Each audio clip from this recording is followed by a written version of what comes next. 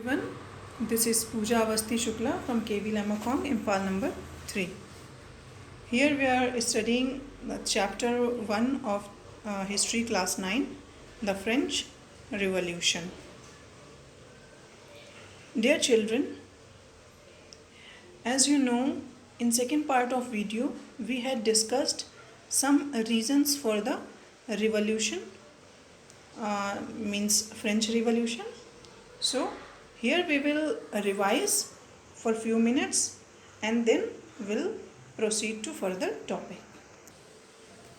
Okay, so till the last video what we read about the French society in 18th century. There was a king Louis XVI, there was a society of estates. At that time the people had struggled to survive. Then a rise of middle class, and lastly we have read about the contribution of philosophers. तो अभी हम एक बार थोड़ा सा revision कर रहे हैं. Here you can see the picture. The king Louis XVI in 1774 in France and his wife Marie Antoinette. The king was just 20 when he got throne, and at that time king struggled with a financial crisis. Here you can see the picture of the currency of France, that is livre, जो उस time पर currency थी, अभी present time पर नहीं. Okay, तो what were the reasons behind the financial crisis? First one, the king wasted money on past wars. बहुत सारा मनी वेस्ट किया था. And king held 13 American colonies in their struggle for freedom from Britain. The third reason was Kings का जो court था, जो वर्साइलेस में था, उसका वो बहुत ज़्यादा एक्सपेंसिव था. मीन्स उसने बहुत बड़ा अच्छा सा रिच पैलेस बनाया हुआ था और उस पैलेस को मेंटेन करने के लिए, उस कोर्ट को मेंटेन करने के लिए ही expended a lot. And huge interest payments on borrowed money, because financial crisis थी तो किंग ने कुछ पैसा भी बोरो किया था तो उस पर भी कुछ इंटरेस्ट जाता था. ओके नाउ सोसाइटी कैसी थी? The society was divided in 3 estates, first, second and third. First estate में द क्लर्जी आते थे. क्लर्जी मीन्स जो जैसे टेम्पल वगैरह में पुजारी होते हैं ऐसे ही चर्चेस में होते हैं क्लर्जी. तो क्लर्जी एंड उनके जो अदर साथ साथ जो उनके अदर ऑफिशियल्स होते थे. Second state nobility. Nobility means जो लैंड लॉर्ड्स थे, लैंड ओनर पर्सन्स थे. तो you can see in the graph जो नोबिलिटी थी it was just below 3 or 4%, it was just 2%, and first state comprises 8% of the total population. Third state में आते थे peasantry and other like businessmen, lawyer, teachers, doctors, artisans. Artisan का मतलब होता है वो लोग जो अपना काम खुद से करते हैं, like craftsmen, like shoemaker, blacksmith and goldsmith, pastry maker, bakery owner, restaurant runner वगैरह वगैरह. तो थर्ड स्टेट जो पीपल था वो 90% of the people was in third state. Okay, then came the subsistence crisis. Means at that time people struggle a lot to get their survival, to get their food, because at that time crops were not good. And you have read कि population भी जो उस time था from 23 million it was increased to 28 million, but the people were not getting the wages according to the rising prices of food. So here people were struggling to getting even the food, जिसको हम बोलते हैं subsistence crisis. Okay, here in the picture you can see it clearly that French population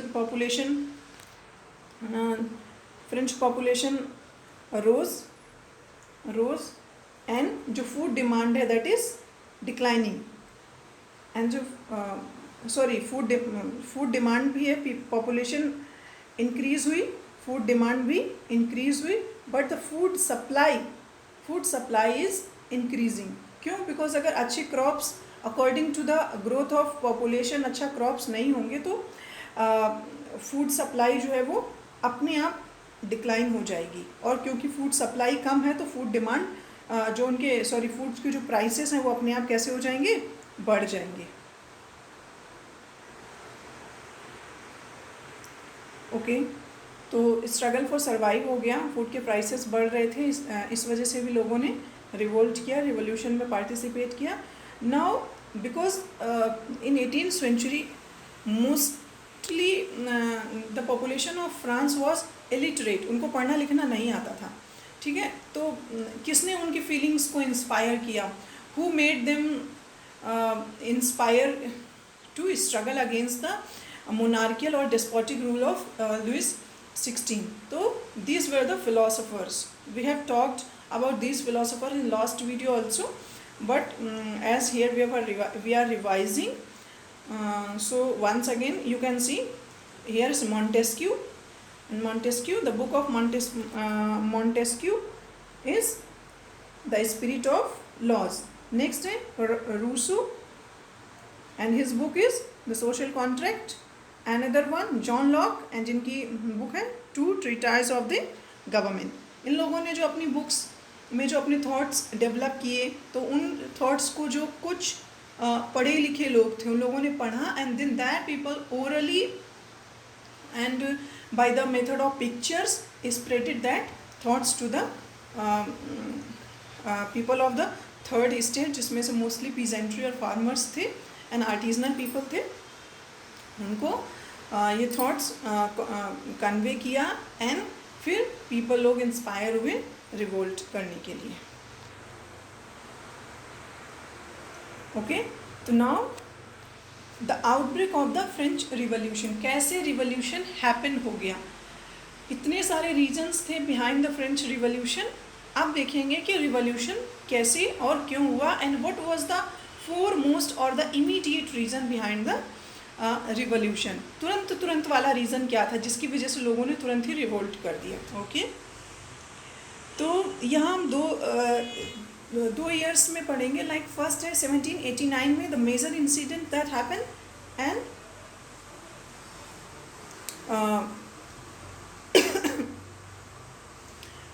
in year 5th May 1789 क्या हुआ? The estate general की assembly बुलाई गई. 20th June को टेनिस कोर्ट ओथ पढ़ेंगे, and 14 July 1789 the storming of Bastille, जैसा आपने पीछे पढ़ा हुआ भी है. ओके, तो लुइस 16 जो किंग था उस टाइम पर, हमने अभी पीछे पढ़ा कि उसको अपने एक्सपेंडिचर को पूरा करने के लिए टैक्स बढ़ाना था. तो यहाँ से स्टार्ट होगा जो immediate reason for the French revolution. So Louis XVI had to increase taxes to maintain his expenditure as well as his treasury. But the monarch did not have the power to impose taxes according to his will alone. Rather, he had to call a meeting of a state general. It was a political body. In this, all three states and their representatives. Means king को taxes तो impose करने थे, but वो अपने according taxes impose नहीं कर सकता था. एक बॉडी होती थी उस टाइम पर, पॉलिटिकल बॉडी, जिसको बोलते थे स्टेट जनरल. उसकी मीटिंग बुलानी पड़ती थी उसको, and in that meeting all the members can decide कि टैक्स बढ़ाना है या नहीं बढ़ाना है, या अदर कोई भी जो उनको डिसीजन लेना है वो इम्प्लीमेंट करना है या नहीं करना है. तो in this time also on 5th May the king called an assembly of states general for what? To pass the proposal for new taxes. In this assembly of states general, all the three states participated. The first state, उनके 300 representatives were there, and second state से भी 300 representatives. But जो third state था उसके कितने representatives थे? 600 representatives. Okay, in the picture you can see King Louis XVI and all the three states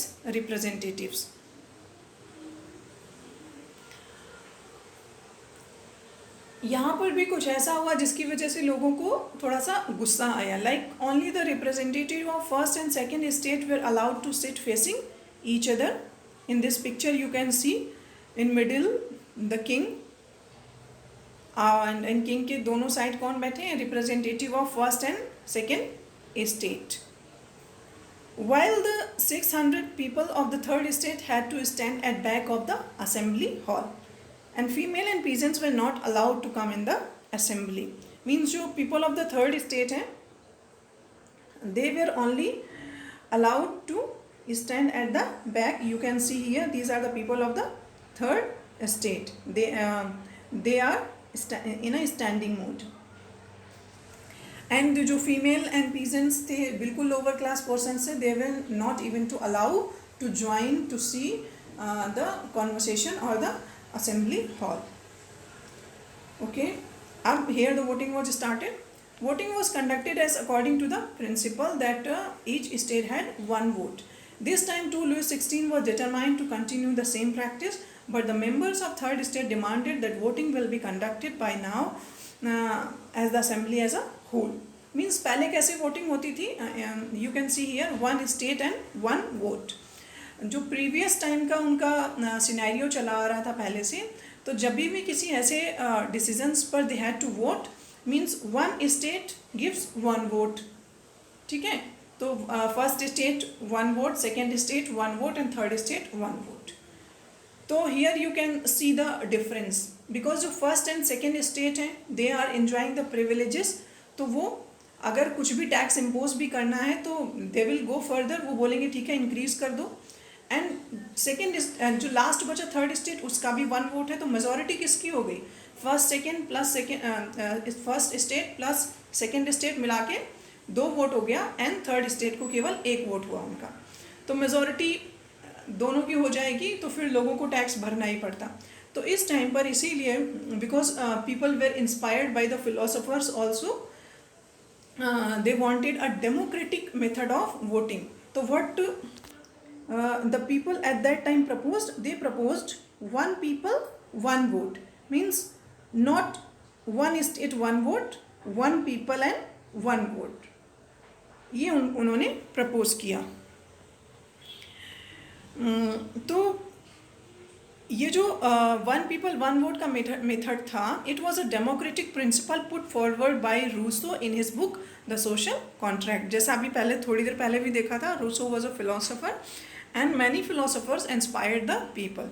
तो this principle was given in his book the social contract.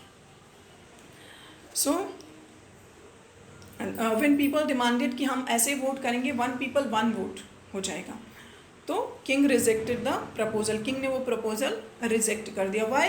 क्योंकि अभी 300 first state के vote, 300 second state के vote, and दोनों मिला के कितना हो गया? 600 वोट्स. और अगर हम थर्ड स्टेट को देखें, third state has the 600 representatives, तो उनके भी 600 वोट्स हो जाते हैं. मीन्स अभी मेजॉरिटी में first state and second state नहीं रहा, दोनों इक्वल में आ गए. तो किंग ने ये प्रपोजल रिजेक्ट कर दिया. And at the same time लोगों को गुस्सा आ गया कि हमारे साथ अच्छा बिहेव नहीं किया गया. तो then the people of third state walked out of the assembly and they gathered in tennis court. वो टेनिस कोर्ट, वो लोग असेंबली से वॉकआउट कर गए. थर्ड स्टेट के पीपल बोले कि ठीक है, नहीं आपको एक्सेप्ट करना है हमारा proposal, then we will not vote for imposing the taxes. And वो वॉकआउट करके कहाँ चले गए? टेनिस कोर्ट में, जो कि वर्साइलेस का एक ग्राउंड में था, वर्साइलेस के ग्राउंड में. तो here you can see the tennis court oath held on 20th जून 1789. तो 20th जून 1789 को उन्होंने टेनिस कोर्ट में जा कर के एक ओथ ली. किस चीज़ की ओथ ली? The people of third state declare themselves as a national assembly. उन्होंने ओथ लिया कि अब वो जो सारे मिल करके people हैं, they are making themselves as a national assembly. They are forming themselves as a national assembly. They swore not to disperse till they had drafted a constitution for France, and this constitution would limit the power of monarch. उन्होंने क्या oath लिया, क्या swear किया कि हम अभी क्या करेंगे, फ्रांस के लिए we will make a constitution, and this constitution would limit the powers of monarch. Means now क्या हो गया, they were going somewhere to the democratic formula कि there should be one king and at the same time there should be a constitution and king cannot rule according to his will only, जिसको बोलते थे despotic king. वो अभी despotic नहीं होगा, autocratic नहीं होगा, वो कैसा होगा, he will rule now according to the constitution. तो इसलिए उन्होंने constitution बनाया और constitutional monarchy बनाने के लिए. ओके तो ये जो नेशनल असेंबली थी, तो there were leaders name Mirabeau and Abbe Sieyes. National assembly के लीडर थे मिराबियो एंड एबेसाइस. इन दोनों लोगों ने लीड किया नेशनल असेंबली को. You can see here the picture. Mirabeau, he was born in a noble family and he brought out general and delivered powerful speeches to the crowds assembled at Versailles. Means Mirabeau ने भी लोगों को inspire किया.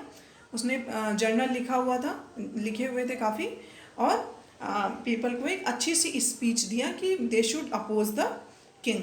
And second picture Abbe Sieyes, he was a priest. वो एक priest था. Priest था means he belonged to the first state. Still he opposed the that present system. He wrote a pamphlet called What is the Third State. उसने एक pamphlet लिखा था What is the Third State. Okay तो अभी ये लोग क्या कर रहे थे, कॉन्स्टिट्यूशन बना रहे थे और सब कुछ कर रहे थे. इसी टाइम पर एक मेजर इंसिडेंट हैपन होता है. कौन सा इंसिडेंट, जिससे कि हमारा चैप्टर हमने स्टार्ट किया था अपना द फॉलन ऑफ बास्तील. अब वो वाला इंसिडेंट अब इस टाइम पर हैपन होता है. हालांकि हमारा चैप्टर वहाँ से शुरू होता है हमारी स्टोरी को थोड़ा सा ड्रामेटिक बनाने के लिए. तो जिस टाइम पर ये लोग कॉन्स्टिट्यूशन बना रहे थे, तो ये एक ऐसा टाइम था कि means it was a time of severe winter. बहुत ज़्यादा ख़राब टाइप का विंटर पड़ रही थी. ज़्यादा विंटर हो गया तो क्रॉप्स फेल्ड हो गए. मीन्स अच्छी क्रॉप्स ग्रो नहीं हुए. अब क्रॉप्स ग्रो नहीं होंगे अच्छे तो क्या होंगे, प्राइस ऑफ जो ब्रेड था वो रोज, प्राइस ऑफ ब्रेड बढ़ गया. In the picture you can see कि food supply got down and the food prices increases. अब क्या होगा, क्योंकि पॉपुलेशन पहले से ही बढ़ रखी थी ना, तो फूड प्राइसेस भी बढ़ गए लोगों के. नाउ जो वुमेन थी उनको एक ब्रेड लेने के लिए भी बहुत लंबी क्यू में खड़ा रहना पड़ता था, बहुत लंबी लाइन में वेट करना पड़ता था उनको एक ब्रेड खरीदने के लिए भी. तो इस टाइम पर उन and at the same time one incident happen कि जो किंग था लुइस 16, उसने भी अपनी ट्रूप्स को भेजा पेरिस की ओर. तो लोगों को लगा कि किंग हमको डरा रहा है. तो then the people went and attacked on the fort of Bastille. It happen on 14 July 1789. लोगों ने बास्तील पर अटैक कर दिया, क्योंकि जो बास्तील था हमने पहले भी डिस्कस किया, इट वॉज अ फोर्ट जो कि रिप्रेजेंट करता था किसको, the despotic power of Kings. मतलब किंग जिसको भी चाहता था वो वहाँ की जो बास्तील प्रिजन था वहाँ पर बंद कर देता था, प्रिजन में डाल देता था. एंड लोगों ने फिर यहाँ पर अटैक किया. बहुत सारे जो अकाउंट्स थे वो जला दिए, वेपन्स ले लिए एंड बहुत सारा जो ग्रेन्स था वो वगैरह लूट लिया. तो ये एक मेजर इंसिडेंट हैपन होता है 14 जुलाई को. तो जब भी फ्रेंच रिवॉल्यूशन पढ़ते हैं तो इस डेट को ज़रूर यहीं से शुरू करते हैं. And till if you see the present scenario, the 14 July it is the Independence Day of France. Okay, तो now क्या हुआ, France becomes a constitutional monarchy. Means अब कैसा है, क्योंकि वो लोग नेशनल असेंबली के लोग कॉन्स्टिट्यूशन बना रहे थे, तो अब फ्रांस का जो टाइम आएगा वो कौन सा टाइम आया, वो कॉन्स्टिट्यूशनल मोनार्की. तो we will go through this topic, the constitutional monarchy, France as a constitutional monarchy in our next video. वहाँ हम डिस्कस करेंगे कि कैसे जो कॉन्स्टिट्यूशन था उससे लोगों ने क्या क्या राइट्स गेन किए, एंड जो नेशनल असेंबली थी उसके लिए लोगों ने कैसे वोट किया. What was the voting system of France eight 1789 और in the 18th century. Okay children, thank you, and if you have any queries please ask me. Okay, till then stay safe and stay at home. Thank you.